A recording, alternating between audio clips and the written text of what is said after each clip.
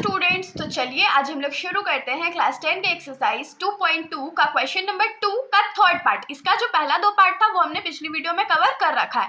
तो हमारे third part में भी हम लोग को क्या करना है, तो नीचे दिए गए जो नंबर्स है इसमें पहला वाला हमारा है सम ऑफ जीरोस और दूसरा वाला है प्रोडक्ट ऑफ जीरोस, और इसको लेकर के हमें एक क्वाड्रेटिक इक्वेशन फॉर्म करना है।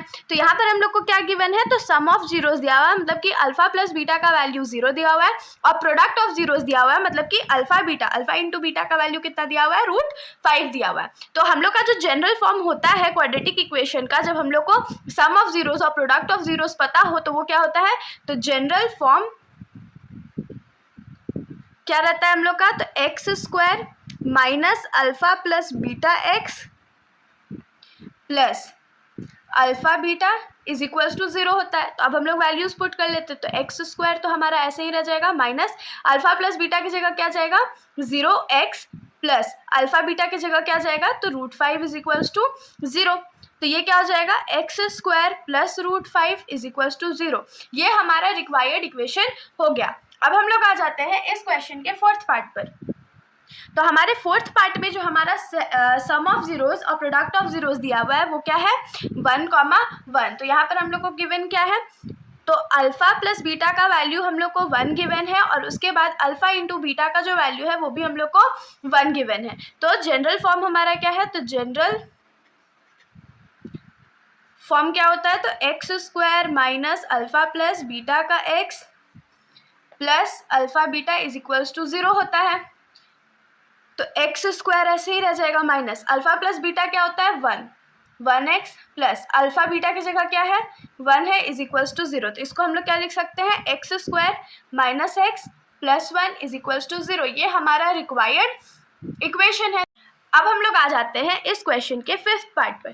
तो इस क्वेश्चन के फिफ्थ पार्ट में जो सम ऑफ जीरोस और प्रोडक्ट ऑफ जीरोस दिए हुए थे वो क्या थे, -1/4 और 1/4। तो इसमें हम लोग को क्या क्या गिवन है, तो अल्फा प्लस बीटा का वैल्यू है -1/4 और अल्फा बीटा का वैल्यू है 1/4। तो हमारा जो जनरल फॉर्म था इक्वेशन का वो क्या था, तो जनरल फॉर्म हमारा है x² minus alpha plus beta into x plus alpha beta is equals to 0।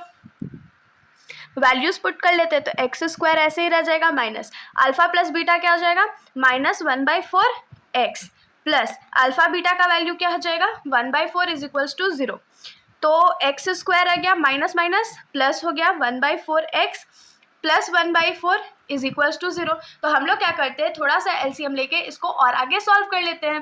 तो ये क्या हो जाएगा, अगर हम लोग इसका एलसीएम ले लेते हैं तो यहाँ पर कुछ नहीं है, मतलब 1 है, तो 1 के टेबल में 4 कितने टाइम्स में आता है, 4x² हो जाएगा प्लस ये x हो जाएगा प्लस 1 इज इक्वल्स टू 0। और क्योंकि 4 इस साइड डिवाइड में है तो इधर जाके क्या हो जाएगा, मल्टीप्लाई हो जाएगा। तो जो हमारा रिक्वायर्ड इक्वेशन है वो क्या हो जाएगा, तो required equation is equals to 4x² plus x plus 1 is equals to 0। ये हमारा रिक्वायर्ड इक्वेशन है। अब हम लोग आ जाते हैं इस क्वेश्चन के लास्ट पार्ट पर। तो लास्ट पार्ट के क्वेश्चन में हम लोग का जो सम ऑफ जीरोस है वो 4 है और जो प्रोडक्ट ऑफ जीरोस है वो 1 है। तो यहाँ पर हम लोग लिखेंगे अल्फा प्लस बीटा का वैल्यू क्या दिया है 4 दिया हुआ, अल्फा इंटू बीटा का वैल्यू हमारा क्या दिया हुआ, तो 1 दिया हुआ। तो हम लोग लिखेंगे जनरल फॉर्म क्या है हमारा, तो x² minus alpha plus beta x plus alpha into beta is equals to 0। तो अल्फा x² जो है हमारा ऐसे ही रह जाएगा, माइनस अल्फा प्लस बीटा की जगह क्या लिखेंगे 4 और into x plus alpha beta की जगह क्या लिखेंगे 1 इज इक्वल्स टू 0। ये हमारा आंसर हो गया। तो इसके साथ हमारा ये जो सॉल्यूशन है यहीं पर ख़त्म हो जाता है। अगर आप लोगों को कोई भी डाउट हो तो आप लोग कमेंट सेक्शन में पूछ सकते हैं, वरना अगर आप लोगों को वीडियो अच्छी लगी हो तो वीडियो को लाइक कर दीजिएगा और मेरे चैनल को बिना सब्सक्राइब किए कहीं मत जाइएगा। Thank you.